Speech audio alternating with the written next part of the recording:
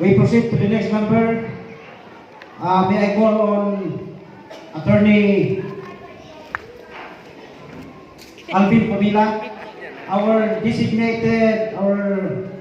Public Information Officer designate, our Local Disaster Risk Reduction Officer, and Municipal Tourism Officer designate to introduce our guest of honor and speaker.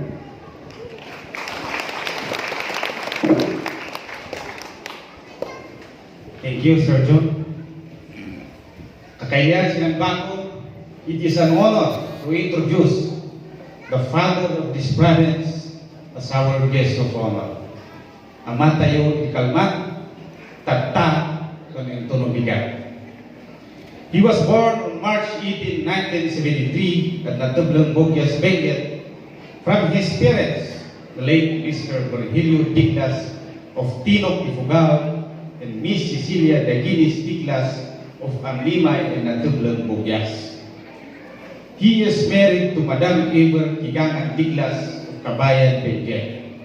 They are blessed with 3 children, Miss Melchor Jr., Eber, and Manix.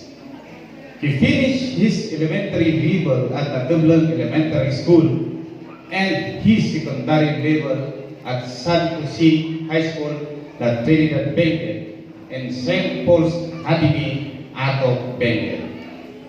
He goes on to enroll and finish his degree of Bachelor of Science in Biology at St. Louis University, Baguio City.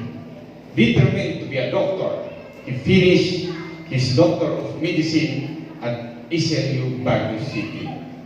He undergo his medical internship at St. Louis University Hospital of Sacred Heart from 1997 to 1998. He passed the physician licensure examination in August 1998. He finished his specialty training in general surgery at Baguio General Hospital and Medical Center from 2001 to 2004 and later rotated for hepatobiliary and pancreatic surgery at the University of the Philippines, Philippine General Hospital. Just recently, despite being the busiest man in the province, it did not deter him to finish his Master in Management, Major in Hospital Administration at Philippine Christian University from 2020 to 2022. Perhaps the only governor in the Philippines who, while serving as governor, finished his master's degree. He is a fellow of Philippine College of Surgeons and Philippine Society of General Surgeons. As to his medical career, he worked as Medical Officer 3 at Eduardo Poson Memorial Hospital, Cabanatuan, Nueva Ecija in the year 2000.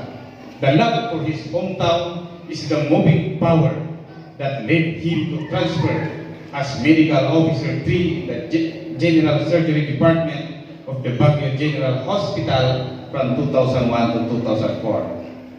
He has been serving as visiting surgical consultant, perhaps kakailan baka na pasyente na tayo, at Lutheran Hospital in Abatan, Bogyas, Benguet, Santo Niño Medical Center and Pine City Doctors Hospital, both in Baguio City. In 2017 to 2018, he was also the medical consultant at the Baguio General Hospital before deciding to pursue his aspiration to be the father of this province. Being a leader is not new to him, for in the year 1992, he was the Sangguniang Kabataan Chairman of Natublang Bogyas, Benguet. In 1996, he was the Governor of the College of Medicine, SMU Supreme Student Council, and at the same time, the President of the Samahang Medicina College of Medicine at SMU. In 2007, he entered the political arena. He offered himself to the people of Bogyas as one of their choices for the position of Vice Mayor. Our neighbors in Bogyas loved and believed in him, for they elected him as their municipal Vice Mayor from 2007 to 2010. and as municipal mayor from 2010 to 2016. With his outstanding performance during his 2 terms as mayor, the municipality of Bogias was awarded the Seal of Good Housekeeping in 2001 and Seal of Good Financial Housekeeping in 2014. In 2019, with 98,745 votes, he won as the provincial governor of Benguet Province. This may have brought him to be our governor because being in the medical profession, he knows it can very well lead this province to avoid the threat and recover from the effects of COVID-19. Just recently, this May 2022 elections, we re-elected him as our governor with 112,345 votes. Due to his stellar performance as our governor, the province was awarded Good Financial Housekeeping Passer in 2021, the 10th overall most competitive province nationwide in 2020, 10th most improved province in 2020, TISTA's National Kabalikat Awards for the 2021 Freedom of Information Awards, and Outstanding Filipino Luminary Awards in 2021 for local government service. Kakailangan silang bago, our guest of honor, Governor Melchor Taginis Diclas.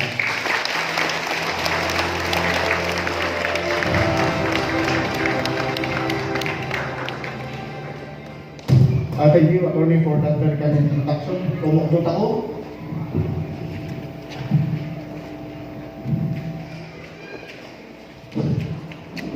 So, kakailan ay tagabakon, mayat ay ang sabat ako. Mayat dinitbasan Attorney Kumilang, kaman kinpit kituya, ay di pagnaga, kanakuman. Mayat po tagkanini baga naabak ni sa kandidato, no ibasa ka din. Well, una-una na ito sa i-congratulate na nanood na Juanin, pagpangunahan na po Mayor Mig, siya po Mayor Bill Rimondo, siyempre si Vice Mayor, dati ay Mayor Tako, ako Labinyo, kaya na duma-duma ay Municipal Councilor, ano ka ng takon sa Gunyan Bayan member. Of course, our kakadwami di province, wala siya po board member Pantong Balaudan ay taga-bakon kanood nuanin. Hindi yan nuanin. Of course, wala siya po board member Roberto Canuto, board member Jim Butiway, board member Neptali Camsol, and of course, the incoming board member Apo King Bawel. Sino pa i-delay man board member? Of course, our friend from the national agencies, we have our PNP, ada niya po Akistoy, niya po NCIP, well, kaya din na dumadumang organisasyon, dahil na appointees kaya, mga organisasyon, dahil din mag-ipapak ng natahong, appointees, headcore, sino pa yung doon ay bibisita ako, of course, dahil din taga-fire, ni FLGO, niya po Gonzales, kan amin-amin tako ay taga-bakon. Siyempre, dalhin na empleados ng munisipyo, dalhin outgoing, kay kananda. Agawat kayo ang ginang bakasyon, mabindin tuloy taon, tuloy sa'yo, kano ang meeting. Sama lang kami narinak ni 2016. Well, nagpas din off-taking ka na official tako, kasi magada ng city, isuway tayo ng takayda, ipapati dahil manubla. Protektaran ni Konstituson, protektaran di Ipugaw, di munisipyong di Bagon. Kag intatayang gamot din takayda. Iso nga muta ko ay amagan gali. So, kanakalan ni man sinapalabas sa eleksyon, kulang din tuloy ay taon, ay man servisyo di napintas ay opisyal. Ay siya, ako Mayor Raimundo. Kurang din tuloy taon, lumayan di servisyo. Kung nawaw di servisyo, at itong karoon din tuloy taon. Well, kanikat, Napintas, din eleksyon tako sila palabas, at kaya ano, di kali-kali binula, nga peaceful lata, orderly lata din eleksyon tako. So masalamat yung lata ko amin ay bukaw silang bakon, silang probinsya ni Benguet, napintas lata din eleksyon tako.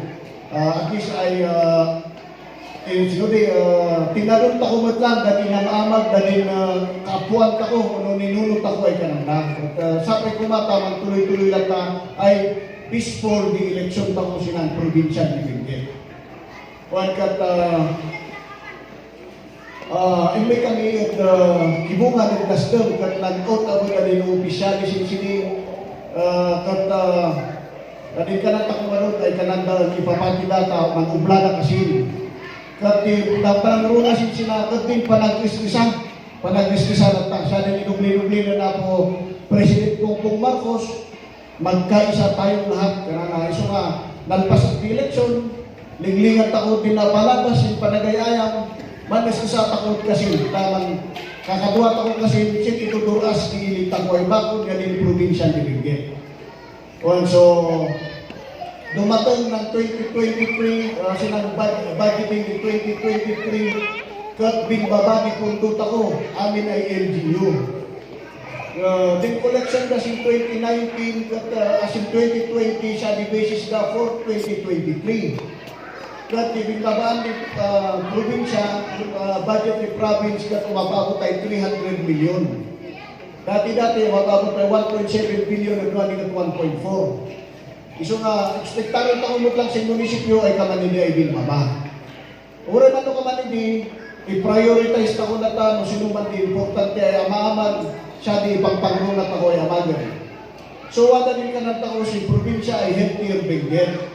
Kat yung na ay inilaan mi, kat din ka ng tako on health, uno ka ng tako ng salunat. Iso nga nun sa kadanuhan, hindi man prioritize ka, i-prioritize ko din hospital, RHU, yung barangay health station, yan din ka ng tako on personnel ay matubla.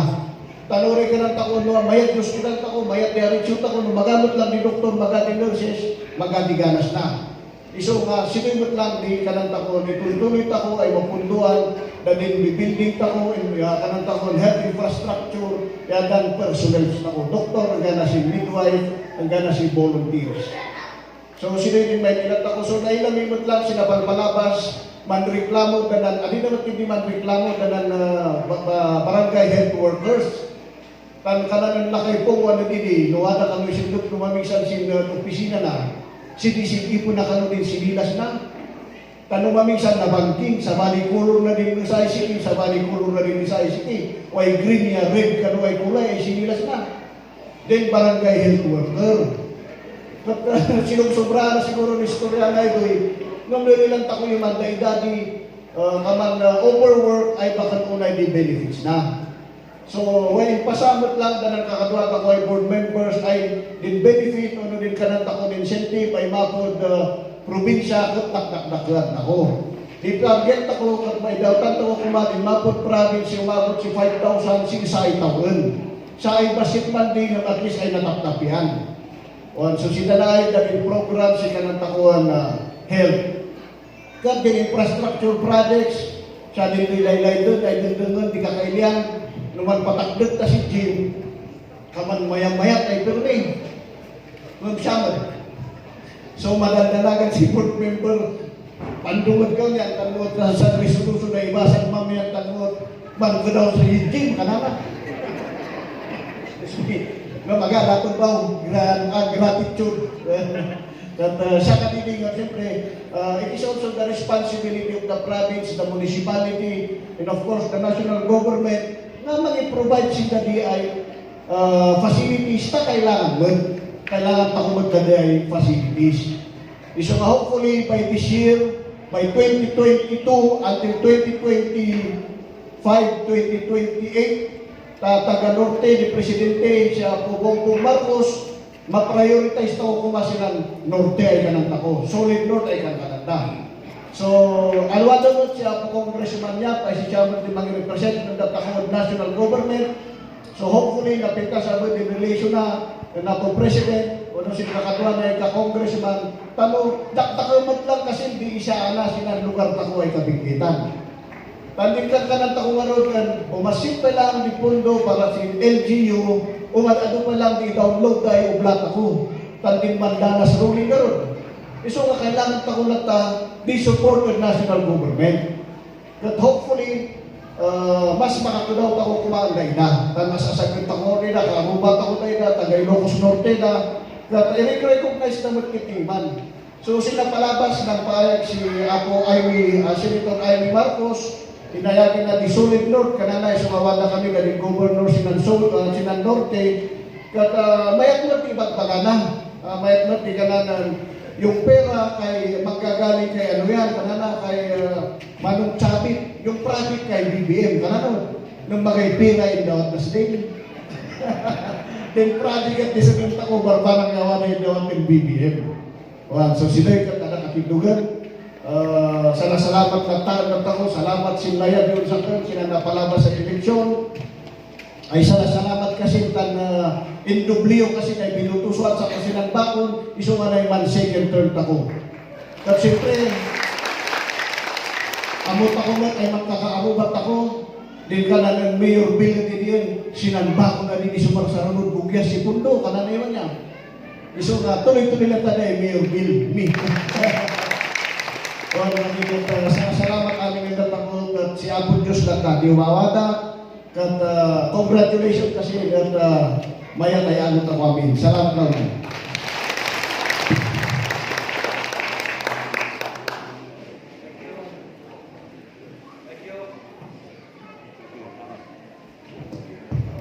Hello. Salamat Apo Gobernador Melchor Douglas iti mensahe nga inpaay mo ti tagabakol tatang aldaw. It can be summarized with one word, support. Mas lang natin ko has given the assurance nagtutuloy ti suporta iti probinsya ni Benguet, iti munisipyo ti Bacol, but adamot at ti corresponding obligasyon ti yung tagabakol. We also support the programa iti probinsya iti gobyerno. So, ako, Gobernador, salamat ti mensahe. Kat sumaruno, ayaban tayo man, dahil nakasagana nga aywan, aguray. Adat yung sagana ti LGU Bacol nga simple token for the provincial governor. Ebak ni Apo Mayor, iawat mo, ito yung token ni Apo Gobernador.